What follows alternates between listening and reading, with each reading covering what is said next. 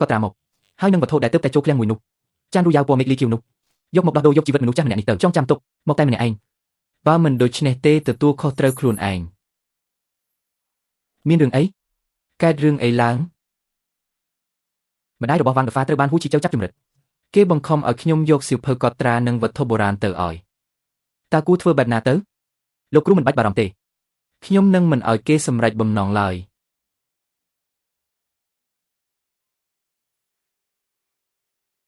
โลกรู้ลู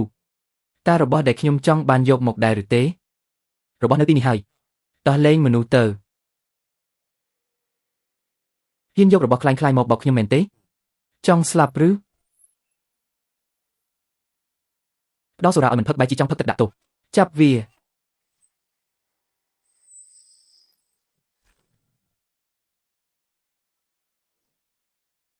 บามีนสมรรถเพียบตุ่มแหละหมกเลิกขยมนี่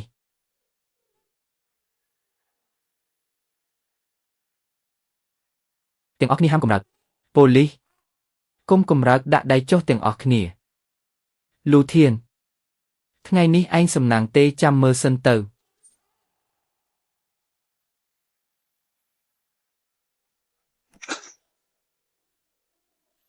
โกนไอเนี่ยมิงส้มโตพองเนี่ยมิงสกสบายก็หล่อหายโลกรูพเนี่ยลางตรอมบันติกเตอร์สิบเทียนโลกรูพเนี่ยหายฮูยูจับบานหายหรือเนอะเพลงสงัดนุกจบเต็มมาตุนเลยมีนตุกระบืนเลื่อนระบอบปูเกรงจำตัววางดฟ้าจ้องจูบเนี่ยนี่เย่หมอกนี่คือจีฮูจีเจ้าบรรดาจุนโดเขาฉบับเตียงหมูนั่งตีตั้งสต็อกตุ่มเน่งในไอบริเตของใดนี่คือจีบัญชีรีเนียมปักปูเตียงออระบอบเกนในขนมประเทศเอาไว้ได้ขยมดังขยมบ้านนี่เย่ปรับเอาหายวางดฟ้าให้เดี๋ยวไว้ขยมเตอร์ชื่อเองขยมบ้านเคยปอร์เมียนตามตัวคือลูเทียนได้บ้านจุ้ยสังครูมาได้ขยมวางดฟ้าวิจิมนุษย์ของใครบนใต้มาได้ขยมขมิ้นกลมห่อไว้เตะประเทียนเช่นส่งจุ้ยดำเตือนเนียงพองวางดฟ้านี่ใหญ่ท่าก็จีเนี่ยเขาการประกวดเรื่องนี้เก็บบ้านจุ้ยเอาเนี่ยชนะเป็นไฮวางดฟ้ามันเม้นจีมนุษย์เอาเพลย์ไก่ปลายเตะขยมโยไฮวัตถุโบราณจีเตียงนุ๊กได้ในขนมได้หูชิเจ้าวิตรการเละคันเดซาตุกอูนะเตอร์แต่เดซาเซตอนหาเพียบนั่งสมน้ำอ่อยบานติงตัวลาตึกได้เก็บบบ้องเจ้านี่ทีนี้ประกอบจีกันไหลเละคล้วนระบอบวิไฮกรมปฏิบัติการปรองประหยัดกำนัดโกได้บานไฮเจ้งดำนาเพลียม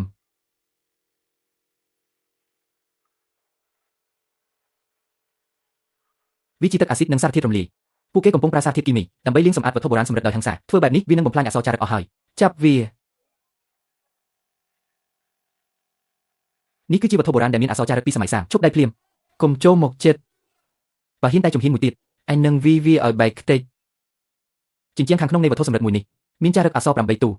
ส้มเอาวิสเตอร์สเตจิริงระหดตาเตอร์ตัวแบบนาเตอร์ฮูชิเจ้าจริงสปกรรมสมัยซันเชียนบ้านบนซอตุกปีนี่คือจ้องปรับแทวัตถุไอ้หนึ่งใบบะแต่บับกรรมแต่จารึกขนมประวัติศาสตร์ตู้เจียดนาก็เลี้ยงมันเฉลี่ยได้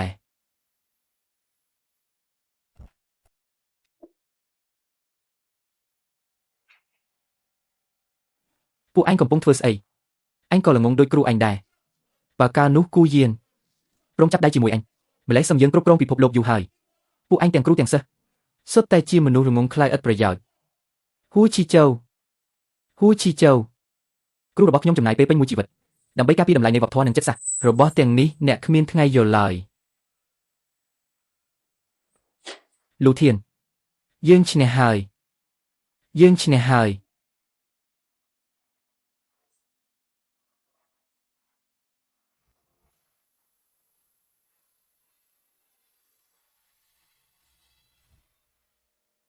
โดยซาแต่ดมร้อยสำคัญปีสมมติลูเทียนยื่นบ้านกำเต็ก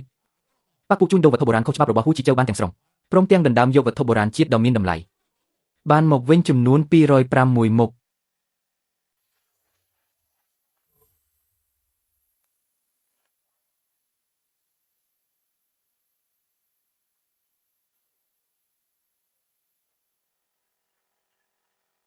ส้มมันเจนดำนางยุบจนบรรทอเว้นจำนวนจูโจวัตถุโบราณส้มมันเจนเซชมูลูซิวยืลางเลอชะดำใบทลายส้นตรกถาสุดได้เนี่ยแต่งออกขยมชมูลูซิวยื នៅថ្ងៃខាងមុខខ្ញុំនឹងរៀនជំនាញនេះពីលោកគ្រូឲ្យបានល្អដើម្បីនាំយកសម្បត្តិជាតិដែលបែកបាក់ទាំងនោះឲ្យត្រឡប់ទៅផ្ទះវិញ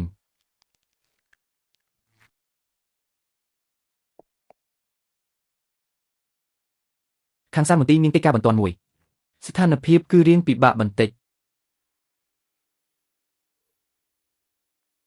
ក្នុងចំណោមវត្ថុបុរាណដែលទើបតែបញ្ជូនត្រឡប់មកមានធូរសេរ៉ាមិកសម័យឈៀនឡុងមួយដែលបែកជា47បំណែកភាគីបរទេសមានចំហររឹងរូសណាស់ពួកគេទាមទារឲ្យជួសជុលឲ្យរួចរាល់ក្នុងរយៈពេល72ម៉ោងថែមទាំងតម្រូវឲ្យឡាយផ្ទាល់ជាលក្ខណៈអន្តរជាតិអាចធ្វើឲ្យទាន់ពេលទេពួកគេនឹងយកលេសនេះដើម្បីពន្យាពេលប្រគល់វត្ថុបុរាណដែលនៅសល់នាយកចេញកិច្ចការនេះខ្ញុំសូមទទួលយកចាប់ផ្ដើមពីការរៀបចំតម្រៀបបំណែកទីតាំងផ្នែកខាងលើនៅខ្វះបំណែកសំខាន់ចំនួន3ទៀតមិនអាចភ្ជាប់គ្នាបានទេនៅក្នុងឃ្លាំងនៅមិនទាន់រកឃើញសម្ភារៈដែលត្រូវគ្នាឡើយ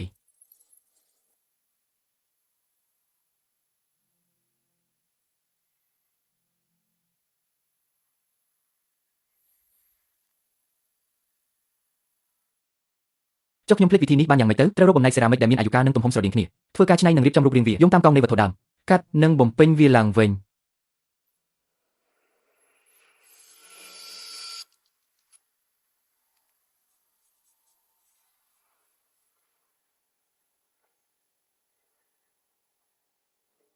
បច្ចេកទេសជួសជុលរបស់ចិនពិតជាអស្ចារ្យណាស់នេះពិតជាអភូតហេតុមែនក្នុងនាមជាអ្នកជួសជុលម្នាក់យើងត្រូវតែចងចាំជានិច្ចថាជួសជុលវត្ថុចាស់ឲ្យនៅដូចដើមនេះគឺជាវិជ្ជាជីវៈនៃការជួសជុលនិងជាបំណងប្រាថ្នាដ៏ស្មោះត្រង់បំផុតរបស់យើងលោកគ្រូលូធានខ្ញុំមានដំណឹងល្អចង់ប្រាប់លោកគ្រូបានដឺហ្វាមានអាកប្បកិរិយាល្អក្នុងពេលជាប់ពន្ធនាគារថែមទាំងក្នុងពេលជួសជុលលើកនេះគាត់បានផ្ដល់គំនិតគន្លឹះដ៏សំខាន់ដូច្នេះហើយទើបគាត់ត្រូវបានដោះលែងមុនគាត់និយាយថាគាត់ចង់ជួបលោកគ្រូខ្ញុំមកសុំទោសលោកដោយផ្ទាល់លោកគ្រូលូសូមអបអរសាទរសូមអរគុណយើងសប្បាយចិត្តទាំងអស់គ្នាក្នុងការដឹកនាំរបស់លោកគ្រូលូស៊ូវីសៀននឹងកាន់តែរីកចម្រើនទៅមុខទៀត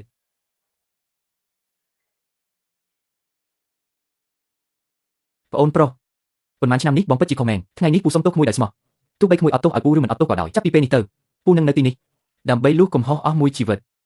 បងប្រុសស៊ូវីសៀនកំពុងតែត្រូវការគ្រូបង្ហាត់ម្នាក់ខ្ញុំសង្ឃឹមថាបងនឹងអាចទេបទពិសោធន៍ទាំងអស់ឲ្យដល់កូនសិស្សគ្រប់រូបដើម្បីទុកជាមេរៀនដល់អ្នកជំនាន់ក្រោយសៀវីវេមកនេះឲ្យលោកគ្រូជួយកូនលោកគ្រូធ្លាប់បានបង្រៀនខ្ញុំថាការជួសជុលមិនមែនគ្រាន់តែជាការភ្ជាប់ធម្មតាទេតែវាគឺជាការជួសជុលចិត្តគំនិតខ្លួនឯងដែរបំណែកប៉ូសេឡែននេះខ្ញុំប្រកាសជាជួសជុលវាឲ្យបានល្អលោកគ្រូលូធានពួកយើងទទួលបានដំណឹងថាលោកគ្រូនឹងរៀបចំសន្និសីទសារព័ត៌មានដើម្បីបង្ហាញជូនជាសាធារណៈនៅរាល់ការងារបច្ចេកទេសពិតប្រាកដមែនគឺនៅថ្ងៃនេះនៅទីនេះឯសូវៀនទាំងស្នាដៃក្បាច់ស្លឹកឈើនិងប៉ូសេឡែនជើងជ្រុងទាំងរូបមន្តជួសជុលវត្ថុបុរាណផ្សេងទៀតទាំងប៉ារ៉ាម៉ែត្រល័យពណ៌និងកំណត់ត្រាទាំងអស់ខ្ញុំនឹងបើកចំហឲ្យសាធារណជនទាំងអស់ដោយមិនគិតថ្លៃតាមរយៈការសម្រេចចិត្តជាផ្លូវការយើងសូមប្រគល់ជូនលោកលូធាននៅគោរមងារជាអ្នកជួសជុលសម្បត្តិបេតិកភណ្ឌជាតិកិត្តិយសព្រមទាំងប្រគល់ភារកិច្ចជូនលោកលូធានក្នុងការដឹកនាំរៀបចំស្តង់ដារសម្រាប់កិច្ចការជួសជុលវត្ថុបុរាណទូទាំងប្រទេសគ្រូរបស់ខ្ញុំលោកគូយួនបាននិយាយថាការជួសជុលវត្ថុគឺស្មើនឹងការជួសជុលចំណេះដឹងពិតប្រាកដគឺស្ថិតនៅក្នុងមជ្ឈដ្ឋានប្រជាជនខ្ញុំនឹងបើកបង្ហាញកំណត់ត្រារបស់គ្រូរួមទាំងចំណេះដឹងផ្នែកជួសជុលទាំងអស់ដែលខ្ញុំមានជូនដល់សាធារណជនទាំងស្រុងការបន្តវេនពិតប្រាកដមិនមែនជាការខិតខំប្រឹងប្រែងដោយឡែករបស់នរណាម្នាក់ឡើយវាគឺជាការបញ្ជូនដែលត្រូវការពួកយើងគ្រប់ចំនួនដើម្បីរក្សាបេះដូងនៃភាពជាជាងសិប្បករនេះឲ្យបានបន្តទៅមុខយ៉ាងរឹងមាំ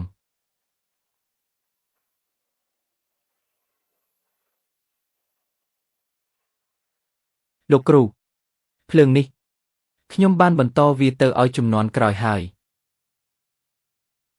ប្រកាសជាមានអ្វីមួយនៅក្នុងកែវទឹកនេះមិនមែនជាសំណល់តែទេហាក់ដូចជាក្រដាសសោះ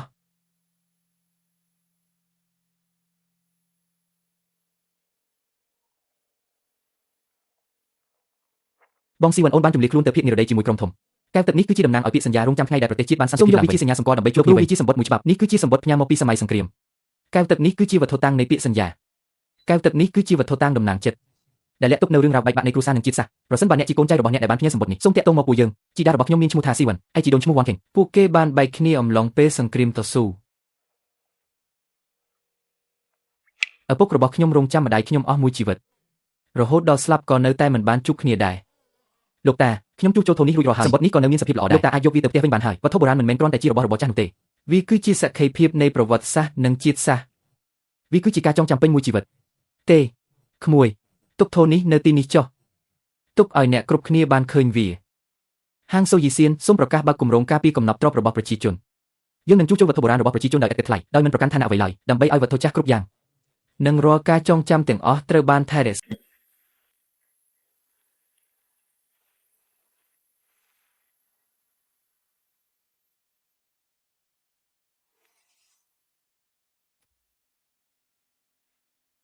ស្នាដៃនេះជាវិធីសាស្ត្ររបស់លោកគ្រូវត្ថុនេះមានអតិថិជនជនជាតិបរទេសម្នាក់បានផ្ញើមកឲ្យជួសជុលអាសយដ្ឋានអ្នកផ្ញើគឺមកពីសារមន្ទីរសិល្បៈវត្ថុបុរាណមួយក្នុងឯកសារបានដាក់តម្លៃដល់ទៅ3លាន មិនថាវាមានតម្លៃប៉ុន្មានទេយើងមិនអាចឲ្យស្នាដៃរបស់លោកគ្រូត្រូវបាត់បង់នៅឯបរទេសឡើយ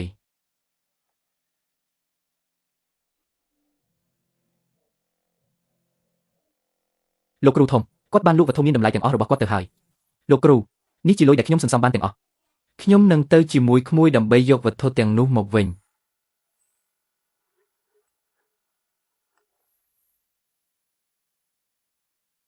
វត្ថុបុរាណទាំងនេះបើសិនជាដាក់តាមទីតាំងជាក់លាក់មួយវាបង្ហាញជារូបរាងក្រុមផ្កាយជើងការ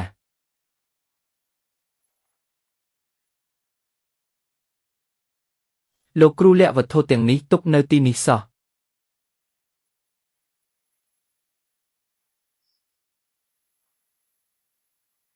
32 33 34 35គឺកន្លែងនេះឯងសិស្សប្អូនឲ្យខ្ញុំធ្វើវិញ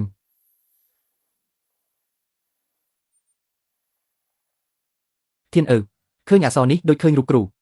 ហាជីចៅបង្ខំឲ្យគ្រូធ្វើវត្ថុបុរាណคล้ายៗទាមទារឲ្យប្រគល់រូបមុនឲ្យវាគ្រូសុខចិត្តស្លាប់ប្រសើរជាងក្បត់ឧត្តមគិតទើបគ្រូសម្រេចចិត្តខ្លែងធ្វើជាស្លាប់ដើម្បីគេខ្លួនមកលាក់ខ្លួននៅទីនេះមួយជីវិតរបស់គ្រូគឺស្អាតស្អំមិនចូលដៃជាមួយមនុស្សអាក្រក់ឡើយរូបមុននេះជាកម្លាំងចិត្តដែលគ្រូខំសន្សំពេញមួយជីវិតគ្រូសង្ឃឹមថាឯងនឹងរក្សាវាឲ្យបានគង់វង្សបន្តស្នាដៃនេះទៅមុខទៀតកុំឲ្យគេមរករបស់ដូនតាត្រូវបាត់បង់ក្នុងដៃឯងឲ្យសោះលោកគ្រូកុំបារម្ភអីកូនសិស្សម្នាក់នេះនឹងមិនធ្វើឲ្យលោកគ្រូខកបំណងឡើយនេះគឺជាលោកគ្រូរបស់ខ្ញុំជាគេមរកដែលលោកគ្រូបានបដូរដោយជីវិតវាពុំមែនជារបស់ខ្ញុំម្នាក់ឯងនោះទេតែវាជារបស់ជាងជួសជុលទាំងអស់គ្នាថ្ងៃនេះខ្ញុំសូមតំណាងឲ្យលោកគ្រូសូមបរិច្ចាគដោយឥតសំណងជូនដល់រដ្ឋដើម្បីបន្តគេមរកដល់វិស័យជួសជុលវត្ថុបុរាណទាំងមូលយើងសូមប្រគល់ជូនលោកពានរង្វាន់សមិទ្ធផលពេញមួយជីវិតផ្នែកសេរ៉ាមិចបុរាណសូមអញ្ជើញលោកលូធានឡើងធ្វើជាវាគ្មិនកិត្តិយសក្នុងមហាសន្និបាតជួសជុលអន្តរជាតិការសិក្សាស្រាវជ្រាវលើភាពល្អិតល្អន់ការជួសជុលសេរ៉ាមិចបុរាណចិនក្រមសីលធម៌និងការអនុវត្តជាក់ស្ដែងថ្ងៃនេះខ្ញុំមិនចង់និយាយរឿងទ្រឹស្ដីធំដុំទេគ្រាន់តែចង់រំលឹកពីទូនីតិជាជាងជួសជុលម្នាក់របស់ចិនលោកគ្រូរបស់ខ្ញុំគាត់បានលះបង់មួយជីវិតដើម្បីរក្សាគុណធម៌នេះការជួសជុលវត្ថុបុរាណការផ្ទេរវិជ្ជាការនិយាយការពិតការរក្សាទឹកចិត្តដើមកាលពីមុនខ្ញុំធ្លាប់តែលោកលំចង់បានឲ្យខ្ញុំវង្វេងផ្លូវមើលឃើញសិល្បៈជួសជុលនេះគ្រាន់តែជាឧបករណ៍រកលុយគឺមានប្អូនធម៌របស់ខ្ញុំលូឡុងដែលជួយទាញខ្ញុំឲ្យត្រឡប់មកធ្វើឲ្យខ្ញុំយល់ពីគោលការណ៍មួយការងារជួសជុលគឺជាជំនឿមិនមែនជាជំនួយនោះទេមុននឹងជួសជុលវត្ថុត្រូវជួសជុលចិត្តខ្លួនឯងជាមុនសិនខ្ញុំសង្ឃឹមថាអ្នកជួសជុលទាំងអស់សូមយកខ្ញុំជាមេរៀនត្រូវរក្សាទឹកចិត្តដើមឲ្យបានចុះលាស់ការជួសជុលប្រៀបដូចជាការសង្គ្រោះជីវិតតាមរយៈសន្និសីទអន្តរជាតិស្ដីពីគ្រឿងសេរ៉ាមិចបុរាណលើកនេះសារមន្ទីរនៃប្រទេសជាច្រើនបានសម្ដែងការទទួលស្គាល់មកលើបច្ចេកទេសជួសជុលសេរ៉ាមិចបុរាណរបស់ចិនបច្ចុប្បន្នពួកគេបានផ្ញើលិខិតអញ្ជើញមកកាន់ចិនដោយសង្ឃឹមថានឹងបង្កើតមន្ទីរពិសោធន៍ជួសជុលរួមគ្នាភ្លើងដែលលោកគ្រូអ្នកបានរក្សាទុកក្នុងនេះនៅពេលនេះវាស្ថិតនៅក្រោមជើងអ្នកនេះឯង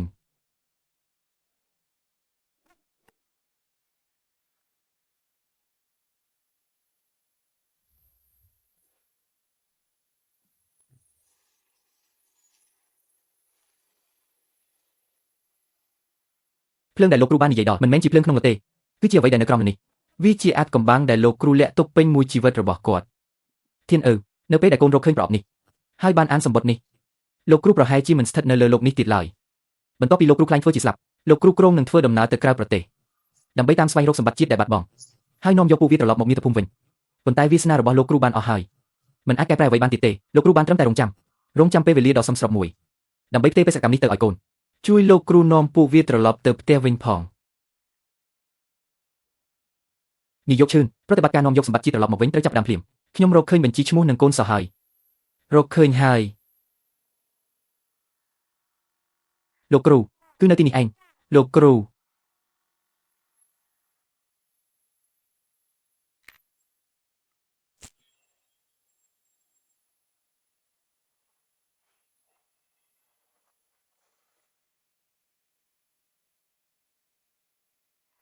សូមលោកគ្រូកុំបារម្ភ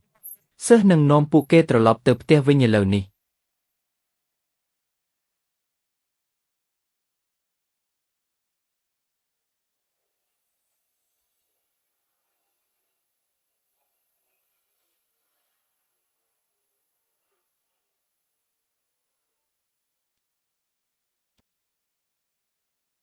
រឿងរ៉ាវទាំងអស់នេះបានចាប់ផ្ដើមពីលោកគ្រូរបស់ខ្ញុំគឺលោកគូយូដែលបានបន្សល់ទុកនៅកំណត់ហេតុនៃការជួបក៏បានសរសេរចំណេះដឹងពេញមួយជីវិតរបស់ខ្ញុំចូលទៅក្នុងកំណត់ហេតុនេះដែរថ្ងៃនេះខ្ញុំចង់ប្រកល់វាជូនទៅសិស្សរបស់ខ្ញុំគឺកូនស៊ីវយូសង្ឃឹមថាគេនឹងអាចបន្តសិល្បៈនៃការជួសជុលនេះព្រមទាំងបន្តរក្សាទឹកចិត្តដំបូងនេះឲ្យបានទៅទៀតលោកគ្រូសិស្សទទួលយកកំណត់ហេតុនេះហើយស្នាដៃនឹងបេះដូងដ៏បរិសុទ្ធរបស់អ្នកខ្ញុំនឹងបន្តពង្រីកវាជារៀងរហូតដោយមិនឲ្យដាច់ស្រឡះឡើយ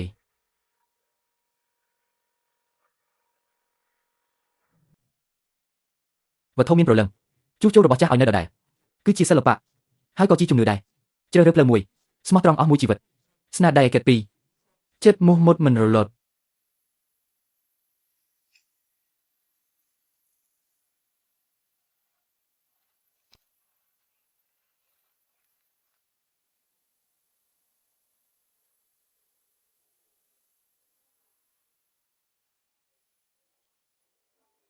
សូមអរគុណសម្រាប់ការទស្សនា